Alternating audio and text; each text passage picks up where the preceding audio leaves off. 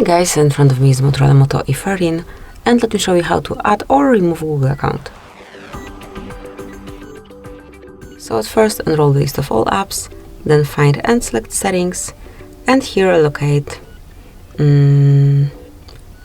passwords and accounts.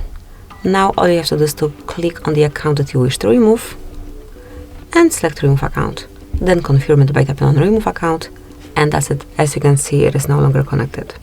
Then whenever you wish to add your Google account, you need to click on add account. Then select Google, as it's about Google account. And provide email address or phone number, whatever is connected with your Google account. In my case, it is email address.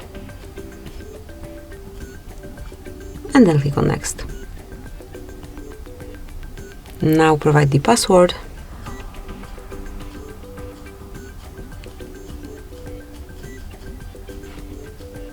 And tap on next. Here you can read Google Terms of Service, Google Play Terms of Service, and also Privacy Policy. And if you do agree with all the terms and conditions, click on I agree.